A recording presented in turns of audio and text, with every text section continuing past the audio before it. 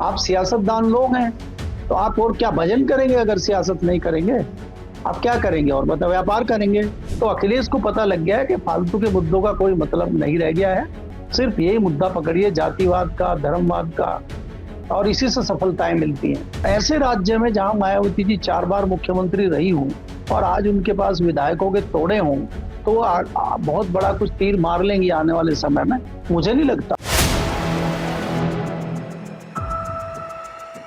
नमस्कार। 4 PM पर आप सभी का स्वागत है। मैं हूं आपके साथ अब्दुल करीम। कभी बसपा प्रमुख मायावती और दलित वोटर्स का अटूट रिश्ता रहा, लेकिन लंबे वक्त से, कई सालों से दलित वोटर्स और मायावती के बीच दूरियां बढ़ती चली गई। मायावती का जो कोर वोटर्स है, वो उनसे दूर होता चला गया, जिससे मायावती और उनकी पार्टी बसपा कमजोर होती चली गई। बीते साल जो 2024 का लोकसभा चुनाव हुआ, उसमें यह देखा गया कि अखिलेश यादव और कांग्रेस के साथ, यानी इंडिया अलायंस के साथ उत्तर प्रदेश में दलित वोटर्स बड़ी संख्या में गया और कुछ जो है वो बीजेपी के साथ गया। लेकिन जो बड़ा, वो जो इंडिया अलायंस के साथ गया, उससे सपा और कांग्रेस को उत्तर प्रदेश में बड़ा फायदा मिला। जी हाँ। अब जिस तरीके से जो दलित वोटर्स है, वो समाजवादी पार्टी के साथ उत्तर प्रदेश में ज्यादा दिखाई दे रहा है मौजूदा समय में, उसको देखते हुए मायावती ने अब एक बड़ा बयान दिया है। मायावती ने अखिलेश यादव पर और कांग्रेस पर कई बड़े आरोप लगाए। उन्होंने कहा कि पीडीए अभियान के तहत पीडीए अभियान के तहत दलितों का राजनीतिक लाभ के लिए शोषण किया जा रहा है। सपा दलितों का शोषण कर रही है। ये आरोप मायावती ने सपा पर और अखिलेश यादव पर लगाया है। वहीं उन्होंने ये भी कहा कि दलित नेताओं को आगे करके हिंसा का माहौल बनाया जा रहा है। ये बयान मायावती ने क्यों दिया? जो मैंने अभी बताया आपको कि दलित नेताओं को आगे करके हिंसा का माहौल बनाया जा रहा है। अभी हाल में आपने देखा कि बीते कुछ दिनों से जिस तरीके से जो समाजवादी पार्टी के राज्यसभा सांसद रामजीलाल सुमन राज्यसभा में राणा सांगा पर जिस तरीके से उन्होंने जो बयान दिया, उसके बाद लगातार बवाल मचा है देश भर में। करणी सेना ने, आपने देखा कि आगरा आगरा में एक बड़ा प्रदर्शन किया और बवाल भी हुआ वहां पर। अखिलेश यादव को धमकी भी दी गई।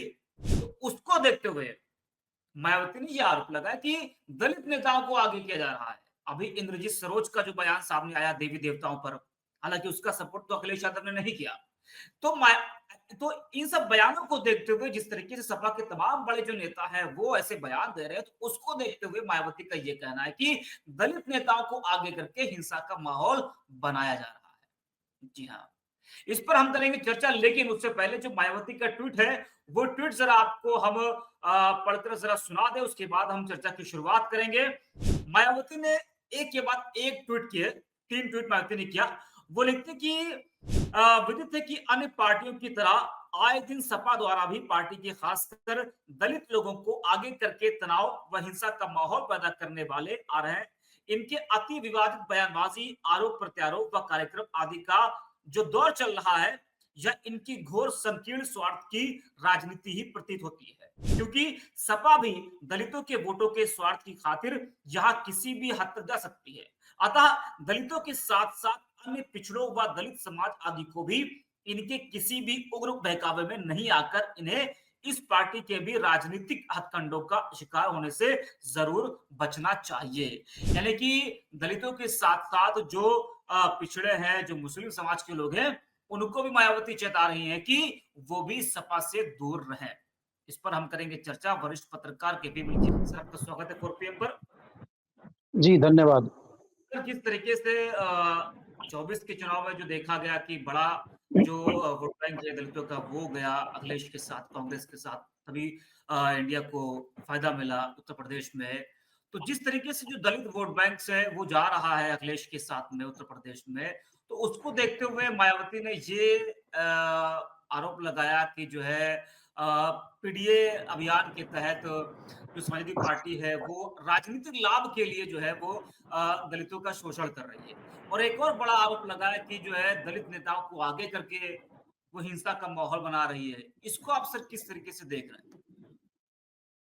देखिए, पहली बात तो ये है कि मायावती जी मान रही हैं कि जी, दलित जो वोटर है वो उनसे छिटक रहा है। बिल्कुल। दूसरी बात, अगर वो ये आरोप लगा रही है समाजवादी पार्टी के ऊपर कि समाजवादी पार्टी उनका शोषण कर रही है, तो समाजवादी पार्टी तो सरकार में है नहीं, तो वो कैसे जी, दलितों का शोषण कर रही है? बिल्कुल। पहले तो ये मायावती जी जिस तरह का आचरण कर रही हैं पिछले 10 साल से, हुँ, अब वो दलित वोटर भी समझ चुका है कि वो कहीं न कहीं सत्ताधारी दल के दबाव में इस तरह का काम कर रही है। हुँ, अब वो अगर हमला करती हैं ऐसे में समाजवादी पार्टी और कांग्रेस पे, तो ये बड़ा हास्यास्पद है। हुँ, आप विपक्षी दल हैं, आप 4 बार मुख्यमंत्री रही हैं उत्तर प्रदेश की। आज जो प्रदेश में सरकार है, वो किसी भी दल की सरकार हो, आपको उससे सवाल-जवाब पूछना चाहिए, वो तो आप पूछते नहीं हैं। और आप उल्टा समाजवादी पार्टी या कांग्रेस पर अगर हमला करते हैं, तो ये जताता है कि कहीं न कहीं आप घबराहट में अपनी पार्टी के लोगों को बचाने के लिए अपने वोटर को किसी तरह अपने साथ बाँधे रखने की एक कोशिश भर कर रहे हैं। आप राजनीति में आगे बढ़ना चाहते हैं, आपके कोई एजेंडे हैं, आपको दोबारा सत्ता में आना है, इस तरह की कोई भी आपकी कवायद दिखाई नहीं देती है पिछले दिनों में। दूसरी बात ये है कि जिस प्रकार से आकाश आनंद को तत्काल बाहर निकाला, फिर आकाश जी, आनंद को वापस ले लिया, तो इस जी, ये जताता है कि मायावती जी कहीं न कहीं अपने वोटर की चिंता कर रही है, एक बात। दूसरी बात ये है कि अगर समाजवादी पार्टी इस तरह का कोई हथकंडा अपना भी रही है, तो वो अपनाएगी, क्योंकि वो तो सियासी दल है, सियासत करने के लिए तो बैठे हैं ना वो। हुँ, कौन सियासत नहीं कर रहा है? आप सियासत नहीं कर रहे हैं? भारतीय जनता पार्टी सियासत नहीं कर रही है? कांग्रेस सियासत नहीं करे, सब सियासत करते हैं, आपका नाम ही सियासी पार्टी है, आप सियासतदान लोग हैं, तो आप और क्या भजन करेंगे अगर सियासत नहीं करेंगे? आप क्या करेंगे और मतलब व्यापार करेंगे या खेती किसानी करेंगे? अरे भाई, आप सियासतदान लोग हैं, सियासी पार्टी आपने बना रखी है, तो आप सियासत करेंगे, सब अपने-अपने तरीके से करेंगे। जातिवाद, क्षेत्रवाद में बाँटने का काम सबसे पहले कौन-सी पार्टी करती है, सबको पता है। जो हालात प्रदेश में बने हुए हैं, अखिलेश यादव उन हालात का फ़ायदा उठा रहे हैं, इसमें कोई दो राय नहीं है। आज जो आपदा भारतीय जनता पार्टी की उत्तर प्रदेश में आई हुई है और दिल्ली और लखनऊ की जो लड़ाई चल रही है, वो जो जी, भाजपा की आपदा है, उस आपदा में अवसर अखिलेश यादव ने ढूँढ लिया है और उसी अवसर को भुनाने की अखिलेश यादव अपने तरीके से कोशिश कर रहे हैं और करनी भी चाहिए। कोई भी सियासी दल होगा, करेगा। अब अगर देखिए, मैं उस मुद्दे पे नहीं जाना चाहता, मैंने पहले भी कहा कि जिस प्रकार से रामजी लाल सुमन ने बयान संसद में दिया है, मैं उनके उस बयान का समर्थन नहीं करता जिस तरीके से उन्होंने दिया है। अगर उनके हुँ, पास कोई तथ्य थे, तो उनको तथ्य पटल पे रखने चाहिए थे, सदन में बताना चाहिए था और उस बयान को तो अखिलेश यादव ने भी कहा कि भई उसको संसद की कार्रवाई से हटा दिया गया है, वो दूसरी बात है। लेकिन जिस प्रकार से माहौल बना हुआ है, उसमें कहीं न कहीं लगता है कि सरकार का भी समर्थन है, तभी तो इतने बड़े स्केल पे आपने कैसे परमिशन दे दी? क्या आपने हुँ, तलवारें लहराने के लिए रामजी लाल सुमन के घर पे घेराव करने के लिए परमिशन दी थी क्या? या किस प्रकार के कार्यक्रम की परमिशन सरकार ने वहाँ पे दी थी करणी सेना को? ये करणी सेना कौन है?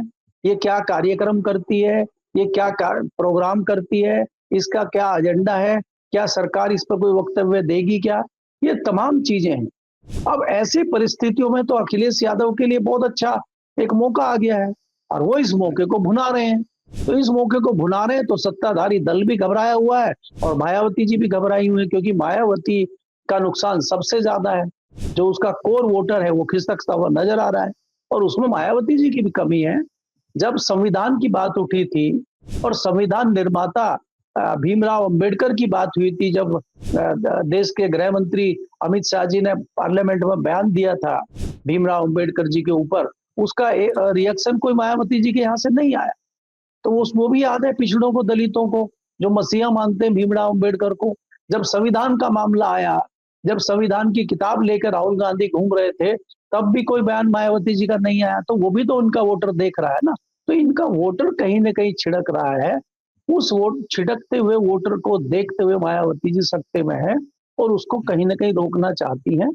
और इनके हुँ। ऊपर कोई दूसरे विपक्ष के भी दबाव हैं, उस दबाव में भी मायावती जी कुछ काम कर रही हैं और वो इनका आचरण बताता है। जी। लेकिन सर आपने जो बात कही कि सियासत सभी कर रहे हैं, चाहे जो पार्टियाँ हों। लेकिन जो ये मायावती का ये बयान आया कि जो है वो दलित नेताओं को आगे करके हिंसा का माहौल बना रही है। हाल ही में आपने जो ज़िक्र किया अभी आपने भी किया, हमने भी स्टार्टिंग में किया कि रामजी लाल सुमन हो या इंद्रजीत सरोज हो। तो देखा गया जा रहा है कि लगातार जो सपा के जो दलित बड़े नेता हैं, वो लगातार ऐसी बयानबाज़ी कर रहे हैं कि उस पर बवाल हो जा रहा है। आपने रामजी लाल सुमन का एक बयान देखा, हालाँकि उसका समर्थन तो कोई नहीं कर रहा है। उसके बाद फिर उनका एक और बयान सामने आया कि जो है मस्जिद के नीचे अगर आप मंदिर खोज रहे हैं तो मंदिर के नीचे भी बहुत मंदिर। इस तरीके का बयान उन्होंने दिया। उसके बाद फिर इंद्रजीत सरोज का देवी-देवताओं पर बयान आया सामने। तो क्या लग रहा है कि ये सारे जो बयान हैं और अखिलेश यादव ने इंद्रजीत सरोज के बयान का तो समर्थन नहीं किया। लेकिन क्या अखिलेश यादव अपने जो नेता हैं उनको ये निर्देशित करें, उनको ये कहें कि आप लोग ऐसी बयानबाज़ी मत करें जिससे कि देश का माहौल खराब हो, प्रदेश का माहौल खराब हो। अभी आपने सर दिल्ली का मामला देखा कि वहाँ की जो मुख्यमंत्री रेखा गुप्ता जी ने उन्होंने अपशब्द कहा था अखिलेश यादव जी को और उसके बाद कल उन्होंने माफ़ी माँग ली। विवाद वहाँ पर खत्म हो गया। तो क्या अखिलेश यादव को भी चाहिए था कि जो है, जो भी उनके ऐसे नेता जो ऐसी बयानबाज़ी कर रहे हैं, जिससे देश का, प्रदेश का माहौल खराब हो रहा है, वो उनको कहें कि आप लोग ऐसी बयानबाज़ी मत करें, ताकि देश में ना हिंसा पैदा हो, ना माहौल खराब हो? देखिए, इस तरह की बात सोचना किसी भी सियासी दल से और इस तरह की अपेक्षा करना बेईमानी है। वो ज़माना चला गया है कि वो नेता अगर कोई अपशब्द कहते थे या कोई लगते थे, वो अगले दिन अपने शब्द वापस ले लें, माफ़ी माँग लें, वो तो भूल जाएँगे। हुँ, खाली आप एक सियासी दल की बात मत करिए। भारतीय जनता पार्टी के तमाम नेता रोज़ नए-नए बयान देते हैं। बिहार में जाइए, आप गिरिराज किशोर को सुन लीजिए। उत्तर जी। प्रदेश में तमाम नेता आपके इस प्रकार के हैं। तो क्या वो माफ़ी माँग रहे हैं? या उनको योगी जी और मोदी जी कह रहे हैं कि जाइए आप बयान दे दीजिए? ये तो हुँ, आत्ममुग्ध होके कई नेता बयान देते हैं। और दूसरा, अगर आप समाजवादी पार्टी की बात करते हैं, समाजवादी पार्टी को समझ में आ गया है कि विकास के मुद्दे पे, भ्रष्टाचार के मुद्दे पे, करप्शन के मुद्दे पे, बेरोज़गारी के मुद्दे पे, छात्रों के आंदोलन के मुद्दे पे ना आगे राजनीति हो पाएगी और ना कोई हुँ, वोट देगा। तो समाजवादी पार्टी समझ चुकी है कि यही जातिवाद, यही हिंदू-मुस्लिम और इसी तरीके से भारतीय जनता पार्टी के तरीके से ही भारतीय जनता पार्टी को हराया जा सकता है, तभी कुछ सफलता मिलेगी।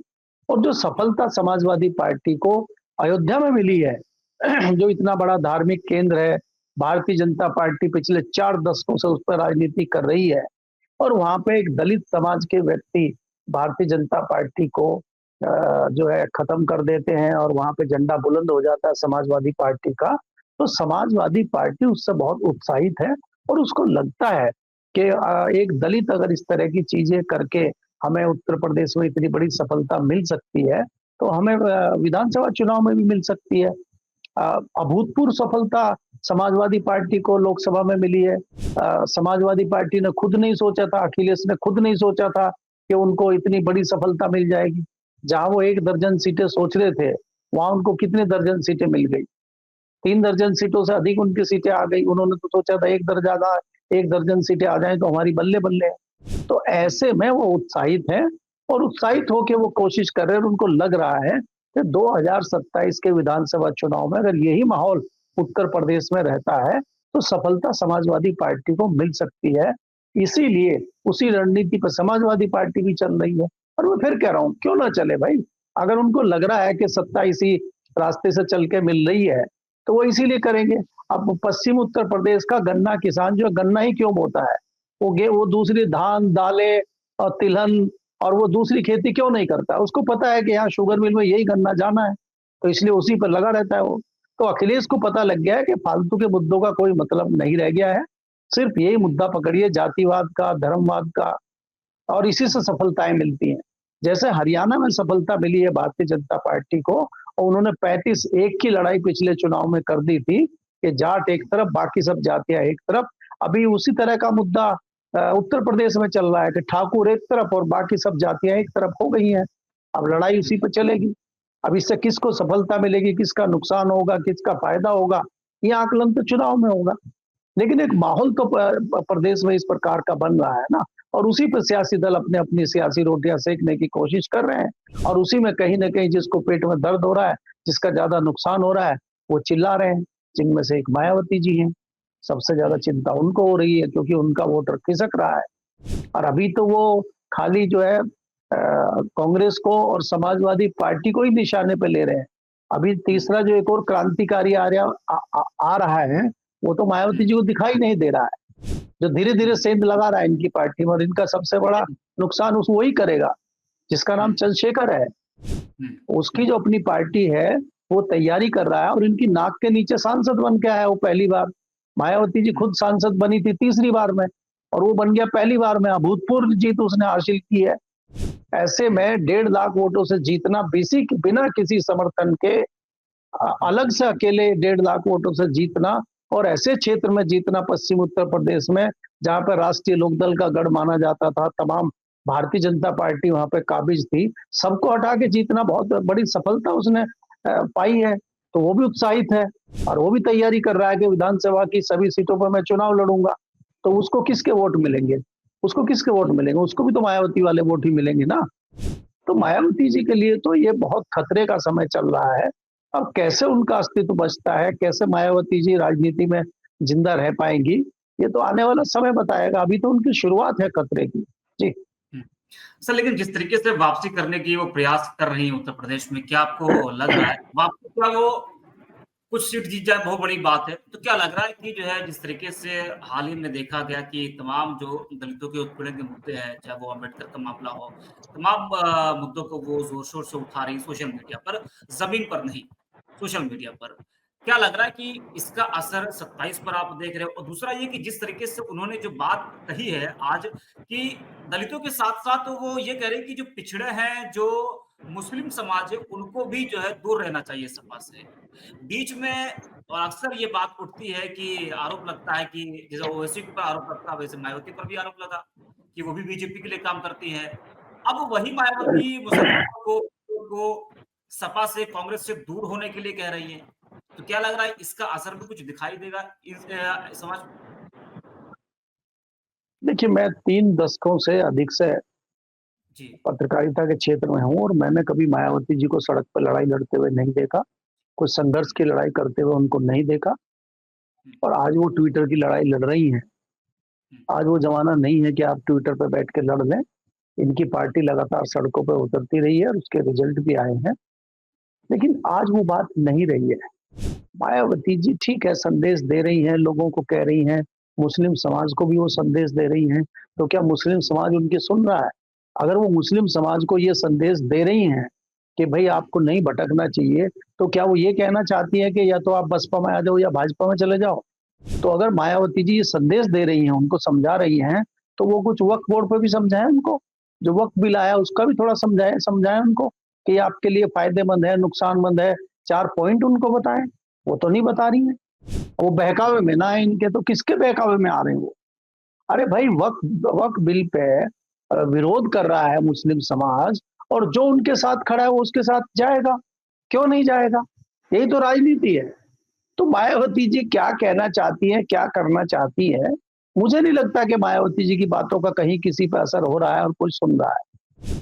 और ये सीधी-सीधी आपको पिछले 2 दशक से, आप 1 दशक से आप देख रहे हैं कि मायावती जी का आचरण क्या है। आज मायावती जी का एक विधानसभा का सदस्य है, और वो जो विधानसभा का सदस्य है वो अपने बलबूते है, वो बसपा के बलबूते पे नहीं है। तो ऐसे राज्य में जहां मायावती जी 4 बार मुख्यमंत्री रही हूँ, और आज उनके पास विधायकों के तोड़े हों, तो बहुत बड़ा कुछ तीर मार लेंगी आने वाले समय में। मुझे नहीं लगता। अब तो बहुत क्रिटिकल टाइम है। अगर आप आराम से, जब विपक्ष में कोई बहुत ज्यादा लोग थे ही नहीं, और आप कोई बहुत ज्यादा विरोध भाजपा का भी नहीं कर रही थी, ऐसे में भी अगर आप 10-20 एमएलए नहीं बना पाए, तो आने वाले समय में आप 10 एमएलए बना लेंगे। मुझे तो संशय है इस बात पे। तो मायावती जी की पार्टी का अस्तित्व कैसे बचेगा? हाँ, एक चीज हो सकती है कि अगर वो फ्री हैंड आकाश आनंद को देते हैं, और आकाश आनंद फील्ड में उतरते हैं, आकाश आनंद कुछ नया करते हैं, कुछ नया सियासी प्रयोग करते हैं, तो उसमें कुछ हो सकता है कि बहुजन समाज पार्टी को कोई सफलता मिल जाए। लेकिन मायावती जी के पुराने तरीके पे, पुराने ढर्रे पे बसपा को कुछ मिल पाएगा, मुझे तो इस पर संशय है। जी। दत्तू प्रसाद सर जो बसपा से सपा में आए, तो उसको आप कैसे देख रहे हैं कि जो है कितना फायदा सपा को और कितना नुकसान जो है बसपा को? क्योंकि अभी देखा जा रहा है कि जो तवज्जो है अखिलेश यादव वो दलितों को ज्यादा दे रहे हैं, और चाहे वो अवधेश प्रसाद की बात कर लीजिए या और भी तमाम जो दलित के बड़े नेता है सपा में, तवज्जो उनको ज्यादा दी जा रही है। दत्तू प्रसाद के शामिल होने से कितना फायदा आप देख रहे हैं सपा को? देखिए, ये एक परसेप्शन होता है, किसी एक व्यक्ति के आने या जाने से कोई बहुत ज्यादा फर्क नहीं पड़ता है, लेकिन एक माहौल बनता है, एक परसेप्शन बनता है कि लोग टूट के आ रहे हैं और अलग अलग पार्टियों के लोग टूट के समाजवादी पार्टी ज्वाइन कर रहे हैं। जब इस तरह का माहौल चलने लगता है तो एक परसेप्शन प्रदेश में या देश में बन जाता है। तो आज यही हो रहा है कि आज जो लोग किनारे खड़े हुए हैं या जो ऐसे लोग हैं भारतीय जनता पार्टी में नहीं है, उस सियासत में है, तो वो ये आकलन कर रहे हैं कि आने वाला समय 2027 का समाजवादी पार्टी और भारतीय जनता पार्टी की टक्कर होगी। और लोगों का विचार ये है कि कहीं न कहीं समाजवादी पार्टी की सरकार 2027 में बन सकती है। इसीलिए ये एक सिलसिला शुरुआत भर है समाजवादी पार्टी के लिए। ये आपको बढ़ता हुआ दिखाई देगा। चाहे आप वेस्टर्न यूपी के राष्ट्रीय लोकदल की बात करें, चाहे आप दूसरे दलों की मायावती जी की बात करें, चाहे कुछ अन्य दलों की बात करें, ये भी होगा जो छोटे-छोटे दल हैं, चाहे वो राजभर का दल हो, चाहे वो दूसरे दल हो, ऐसे दलों से भी कई सारे लोग समाजवादी पार्टी में जाएँगे। भारतीय जनता पार्टी के भी ऐसे लोग समाजवादी पार्टी में जाएँगे, जिनका टिकट कट जाएगा, जिनको टिकट नहीं मिलेगा, तो ये तो सिलसिला चलता रहता है। और देखिए, दूसरी बात ये है कि मैंने पहले ही कहा कि जिस प्रकार से ये दिल्ली और लखनऊ की लड़ाई चल रही है, तो इस लड़ाई में कई लोग ये देख रहे हैं कि कहीं न कहीं भारतीय जनता पार्टी का एक बड़ा नुकसान होगा और इसी बेस पे वो लोग जॉइन कर रहे हैं और समाजवादी पार्टी के साथ जा रहे हैं। और समाजवादी पार्टी का भी जो रुतबा है या समाजवादी पार्टी का जो मोरल है, वो बड़ा हाई है। अगर कल को भारतीय जनता पार्टी को नया पैंतरा करती है, भारतीय जनता पार्टी कुछ बदलाव करती है, भारतीय जनता पार्टी स्थिति को भांपते हुए कुछ उसको सँभालने का काम करती है, तो परिस्थितियाँ बदल सकती हैं। अभी 2 साल लगभग डेढ़ से 2 साल का समय है। अब नया क्या होगा इस दौरान? भारतीय जनता पार्टी सत्ताधारी दल है, केंद्र में भी उनकी सरकार है, प्रदेश में भी उनकी सरकार है और वो अपने जो है साम, दाम, दंड भेद के लिए जाने जाते हैं। तो वो क्या नया करेंगे, उसको देखने के लिए तो अभी थोड़ा टाइम लगेगा और उसी पर जी। डिपेंड करेगा कि क्या होगा। जी। सर, आपका धन्यवाद सर जुड़ने के लिए हमारे साथ। वरिष्ठ पत्रकार केपी मलिक सर को भी आप सुन रहे थे, जिस तरीके से मायावती ने अखिलेश यादव पर तमाम बड़े आरोप लगाए हैं कि वो पीढ़ी अभियान के तहत दलितों का शोषण कर रहे हैं अपने राजनीतिक लाभ के लिए। तो ये एक बड़ा आरोप है अखिलेश यादव पर, और उन्होंने एक और बात कही कि जो है दलित नेताओं को आगे करके वो हिंसा का माहौल बना रहे हैं। तो ये जो सारे बयान हैं, आप जिस तरीके से इस वक़्त का जो माहौल बना है, आप इससे समझ सकते हैं, अंदाज़ा लगा सकते हैं कि ये तैयारी जो है वो 27 के चुनाव की इस वक़्त सभी जो नेता हैं वो कर रहे हैं। वोटर्स को लुभाने के लिए तमाम तरह की योजनाएँ बना रहे हैं, तमाम तरह की जो रणनीतियाँ हैं वो बनाई जा रही हैं। कौन किसके साथ जाएगा, ये तो जो आने वाला समय है वही बताएगा। लेकिन मायावती के लिए अभी जिस तरीके से केपी मलिक साहब ने कहा कि मायावती के लिए आसान नहीं है, अब तो और तमाम जो विपक्षी दल हैं वो अब मैदान में आ चुके हैं, जिस तरीके से चंद्रशेखर आज़ाद हैं और भी तमाम जो दल हैं। तो अब मायावती के लिए इतना आसान नहीं है कि जो है वो सत्ता में वापसी कर पाए, वो तो बहुत बड़ी बात है। वो सीट ही निकाल लें, यही मायावती के लिए बहुत बड़ी बात है। तो अब 27 में देखना होगा कि आखिरकार जिस तरीके से जो मायावती की रणनीति है, वो कितना कामयाब होती है। ये तो ख़ैर आने वाला जो वक़्त है वही बताएगा। तो आज के लिए इतना, मैं रिपोर्ट पे हूँ।